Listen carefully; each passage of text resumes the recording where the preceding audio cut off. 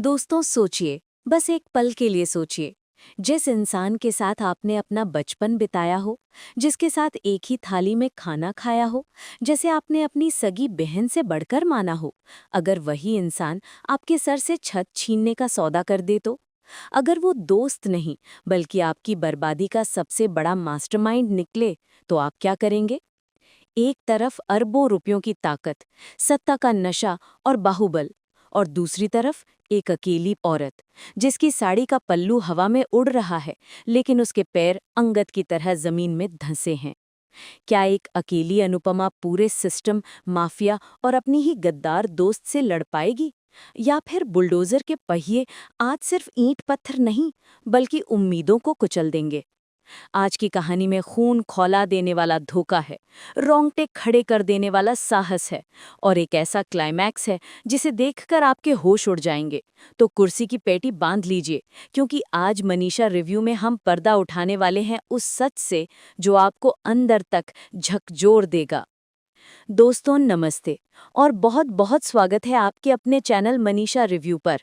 मैं हूं आपकी होस्ट और दोस्त मनीषा, और आज मैं आपके लिए लेकर आई हूं एक ऐसी कहानी जो सिर्फ एक कहानी नहीं, बल्कि जज्बातों का एक ऐसा तूफान है जो सब कुछ अपने साथ बहा ले जाएगा।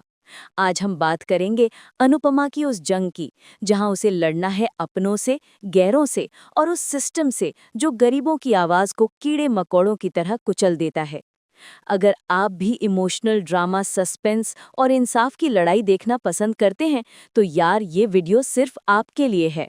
तो चलिए बिना वक्त गवाए शुरू करते हैं असली खेल।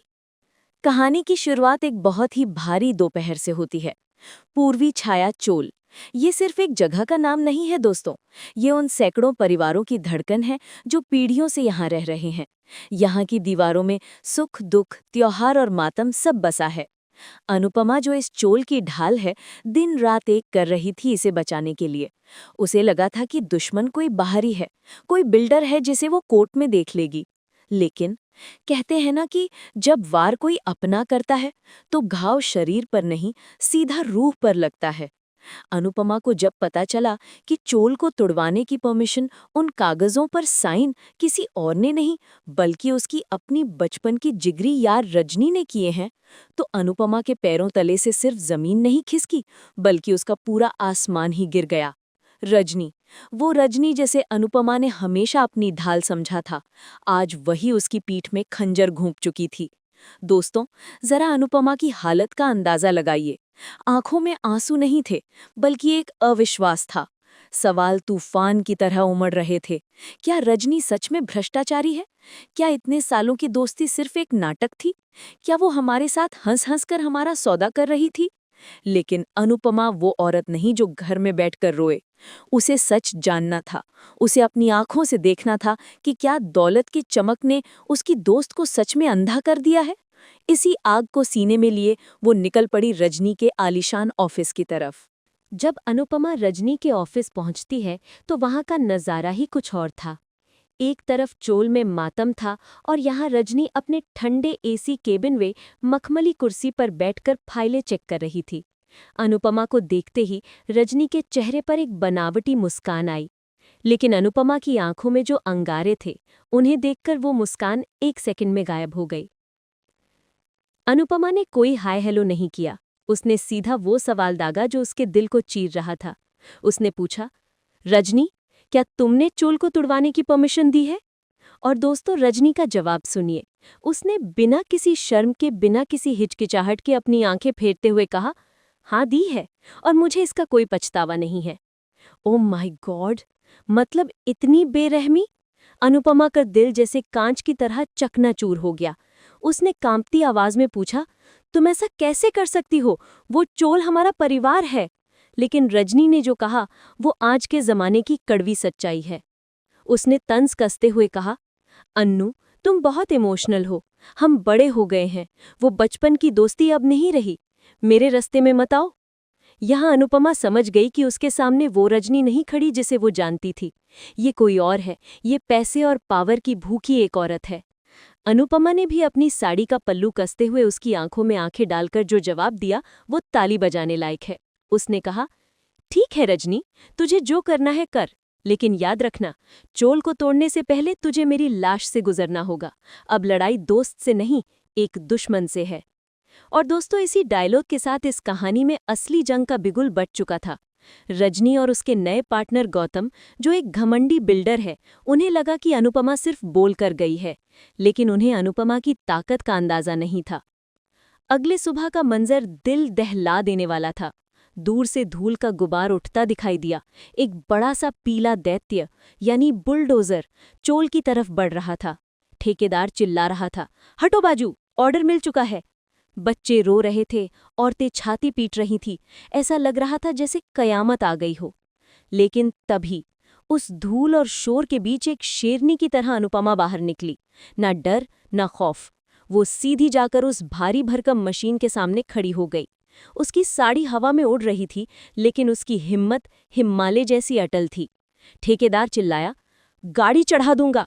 लेकिन अनुपमा की आवाज बिजली की तरह कड़की, चढ़ा दे। अगर किसी में हिम्मत है तो एक कदम आगे बढ़ाकर दिखाए। जब तक मेरी नब्ज चल रही है, इस चोल की एक ईंट भी नहीं हिलेगी। दोस्तों, ये होता है असली लीडर।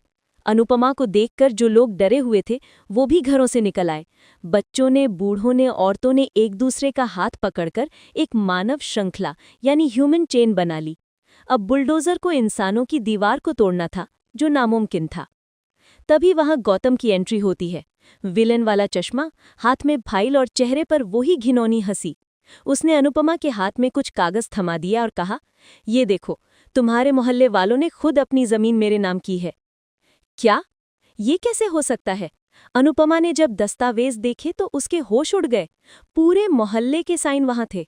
लोग चिल्लाने लगे, अरे दीदी, ये तो धोखा है। हमसे तो राशन कार्ड के नाम पर साइन लिए थे, हमसे झूठ बोला गया था। अब अनुपमा समझ चुकी थी कि ये लड़ाई सिर्फ ताकत की नहीं बल्कि शातिर दिमाग की भी है। रजनी और गौतम ने मिलकर इन भोले भाले लोगों को ठगा था। अनुपमा ने गौतम के मुंह पर वो कागज फेंकते हुए कहा, ये साइन नहीं, ये धोखा है, और मैं इसे कोर्ट में साबित करके रहूंगी। दिन की लड़ाई तो अनुपमा जीत गई थी। बुलडोजर वापस चला गया था। लेकिन दोस्तों, जैसा कि रजनी ने धमकी दी थी, असली वार तो रात में होगा। रात का सन्नाटा छाया हुआ था। अनुपमा अपने घर की खिड़की पर खड़ी थी। मन में हजारों चिंताएं थीं। तभी एक काले रंग की एसयूवी चोल के बाहर आकर रुकती है। न कोई शोर, न कोई सायरन, बस मौत जैसी शांति। उस कार का शीशा नीचे होता है और पहली बार हमें इस पूरे खेल का असली मास्टरमाइंड दिखाई देता है। अब तक हम सोच रहे थे कि रजनी और गौतम ही विलन हैं, लेकिन नहीं दोस्तों, पिक्चर अभी बाकी थी। वो आदमी जिसके होठों पर एक क्रूर मुस्कान थी और हाथ में महंगा सिगार। उसने अनुपमा को बुलाया और बहुत ही ठंडी लेकिन डरावनी आवाज में कहा, अनुपमा, तुम लड़ तो रही हो लेकिन जीतोगी नहीं। मुंबई में पत्ता भी मेरी मर्जी से हिलता है। रजनी और गौतम तो बस मेरे प्यादे हैं। अगर जान प्यारी है तो हट जाओ। अनुपमा डर सकती थी। वो एक आम औरत है, कोई सुपर हीरो नहीं।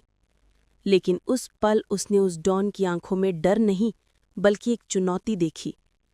अनुपमा ने जवाब दिया, तुम पैसे से दुनिया खरीद सकते हो, लेकिन एक औरत का हौसला नहीं। तुम मुझे डरा नहीं सकते।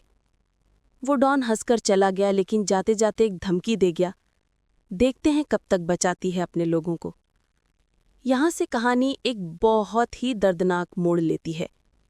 अनुपमा को एक अनजान कॉल आता है, जो उसे रात को 12 बजे एक पुराने गोदाम में बुलाता है। वो जानती थी कि ये जाल हो सकता है, लेकिन सच जानने की भूख उसे वहां खींच ले गई। वहां पहुंचकर उसे कौन मिलता है? रजनी का भाई मनोज। जी हां, मनोज, जो हमेशा चुप रहता था। उसने अनुपमा को बताया कि रजनी ये सब अपनी मर्जी से नहीं कर रही। रजनी और गौतम उस बिग बॉस के हाथ की कठपुतली हैं। रजनी के परिवार को मारने की धमकी दी गई है, इसलिए वो अपनी सहेली के खिलाफ हो गई है। मनोज ने अनुपमा को एक फाइल दी, वो फाइल जिसमें उस डॉन के सारे काले कारनामे, पुलिस को दी गई रिश्वत और नकली प्रोजेक्ट्स के सबूत थे। मनोज ने कहा, दीदी, ये ले जाओ और सब कुछ सच बता देना। लेकिन इससे पहले कि अनुपमा कुछ कर पाती, ठाएं, एक गोली की आवाज़ गूंजी और मनोज, बेचारा मनोज, अनुपमा के सामने ही ढेर हो गया, खून से लथपथ। ऊपर छत पर वही डॉन खड़ा था, बंदूक से धुआं निकल रहा था। उसने हंसते हुए कहा, मैंने कहा था ना, जो मेरे रास्ते में आएगा मारा जाएगा। अनुपमा ने मरते हुए मनोज को अपनी गोद में लिया। मनोज ने अपनी आखिरी सांसों में कहा, दीदी रुकना मत, लड़ना, और उसकी गर्दन लुढ़क गई। दोस्तों, उस पल अनुपमा के अंदर का जो इंसान था वो मर गया और एक योद्धा पैदा हुआ। उसने अपने आंसू पोंछे मनोज के खून से सनी वो फाइल उठाई और कसम खाई कि अब ये लड़ाई सिर्फ घर बचाने की नहीं है, अब ये लड़ाई इस खून के इंसाफ की है। अगली सुबह जब अनुपमा चोल लौटी तो वो बदल चुकी थी। उसके कपड़ों पर खून के धब्बे थे, लेकिन आंखों में जीत की आग। उसने पूरे चोल को वो फाइल दिखाई। उसने बताया कि कैसे मनोज ने अपनी जान देकर उन्हें बचाया है। अब चोल के लोग डरे हुए नहीं थे, वो गुस्से में थे। अनुपमा ने कहा, हम अब ईंट पत्थर से नहीं, दिमाग और टेक्नोलॉजी से लड़ेंगे। अनुपमा ने सोशल मीडिया का सहारा लिया। उसने लाइव वीडियो बनाए, मनोज की कहानी दुनिया को बताई, वो नकली दस्तावेज कैमरे पर दिखाए। देखते ही देखते #JusticeForChol और #AnuPamaFightsBack पूरे देश में ट्रेंड करने लगा। मीडिया के ओबी वैन्स चोल के बाहर लाइन लगाकर खड़े हो गए। जिस बिग बॉस को अपनी काली दुनिया पर घमंड था, अब वो कैमरों की फ्लैशलाइट से बचने के लिए मुंह छुपा रहा था। और क्लाइमैक्स में एक और ट्विस्ट आया। रजनी, जो अब तक गायब थी, वो फटे पुराने हाल में भीड़ को चीरते हुए सामने आई। उसने मीडिया के सामने चिल्लाकर कबूल किया, हाँ, ये सब सच है। मुझे ब्लैकमेल किया गया था, मेरे भाई को मारा गया। असली मुजरिम वो बिल्डर और वो डॉन है। रजनी का ये बयान उस ताबूत में आखिरी कील साबित हुआ। पुलिस को दबाव में आकर उस डॉन और गौतम को गिरफ्तार करना पड़ा। तो दोस्तों, देखा आपने, एक अकेली औरत जिसके पास ना पैसा था ना पावर, उसने सिर्फ अपनी हिम्मत और सच के दम पर पूरे माफिया को घुटनों पर ला दिया। अनुपमा ने साबित कर दिया कि जब एक औरत अपने परिवार और अपने हक के लिए खड़ी होती है तो बड़े से बड़ा बुलडोजर भी उसका रास्ता नहीं रोक सकता। इस लड़ाई में उसने अपना दोस्त खोया, भाई जैसा मनोज खोया, लेकिन उसने इंसानियत को बचा लिया। ये कहानी हमें सिखाती है कि चाहे अंधेरा कितना भी घना क्यों न हो, एक छोटी सी मोमबत्ती भी उसे हराने के लिए काफी होती है। अब मैं मनीषा आपसे पूछना चाहती हूँ कि अगर आप अनुपमा की जगह होते तो क्या आप रजनी को माफ करते? क्या आप मनोज की तरह अपनी जान जोखिम में डालते? अपनी राय मुझे कमेंट्स में ज़रूर लिखकर बताएं। मैं हर कमेंट पढ़ूंगी। अगर आपको अनुपमा की ये जांबाजी पसंद आई और मेरी स्टोरी टेलिंग ने आपके दिल को छू लिया, तो प्लीज़ इस वीडियो को लाइक करें, अपने दोस्तों के साथ शेयर करें और हाँ, मनीषा रिव्यू को सब्सक्राइब करके वो घंटी वाला बटन ज़रूर दबा दें, ताकि जब मैं अगली धमाकेदार कहानी लेकर आऊँ तो सबसे पहले आपको पता चले। मिलती हूँ आपसे अगले वीडियो में एक और रोंगटे खड़े कर देने वाली कहानी के साथ। तब तक के लिए अपना ख्याल रखें, सुरक्षित रहें और अन्याय के खिलाफ आवाज़ उठाते रहें। जय हिंद।